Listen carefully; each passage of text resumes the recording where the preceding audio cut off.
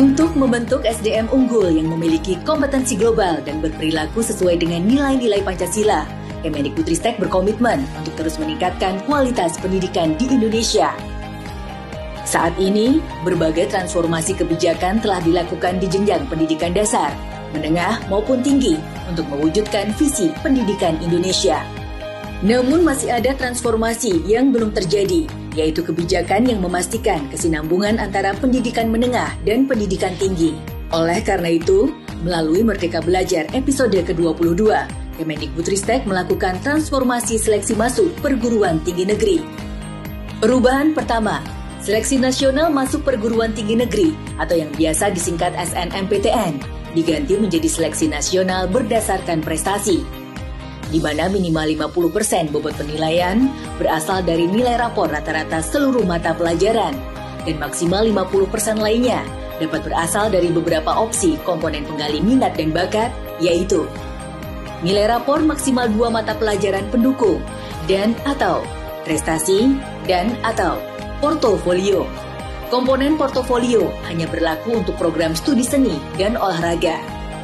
Perubahan ini diharapkan dapat mendorong peserta didik untuk berprestasi di seluruh mata pelajaran dan untuk mengeksplorasi minat dan bakatnya secara mendalam.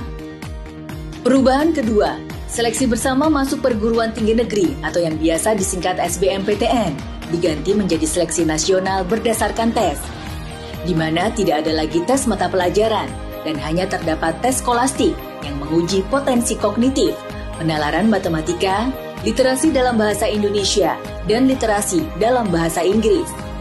Soal dalam seleksi nasional berdasarkan tes menitik beratkan penalaran peserta didik dan tidak menguji hafalan konten mata pelajaran.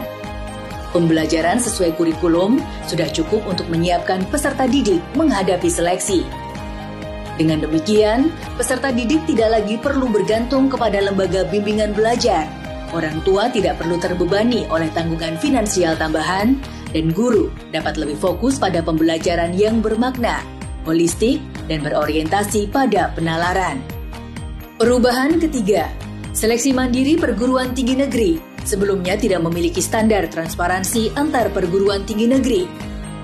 Kini dalam penyelenggaraan seleksi secara mandiri, perguruan tinggi negeri diwajibkan untuk mengumumkan jumlah calon mahasiswa yang akan diterima, metode penilaian calon mahasiswa, besaran biaya atau metode penentuan besaran biaya yang akan dibebankan ketika calon mahasiswa lulus seleksi, jumlah peserta seleksi yang lulus dan sisa kuota, masa sanggah, tata cara penyanggahan, dan kanal pelaporan masyarakat.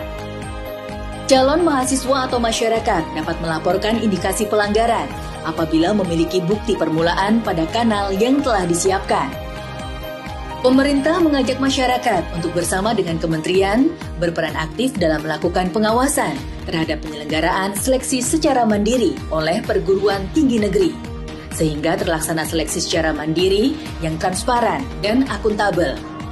Secara keseluruhan, transformasi kebijakan dalam Merdeka Belajar episode ke-22 diharap dapat menghasilkan seleksi masuk perguruan tinggi negeri yang lebih holistik, inklusif, dan transparan, yang akan mendorong perbaikan iklim pembelajaran di pendidikan menengah, sehingga menghasilkan calon mahasiswa yang semakin kompeten untuk kemajuan bangsa Indonesia dan terwujudnya cita-cita Merdeka Belajar.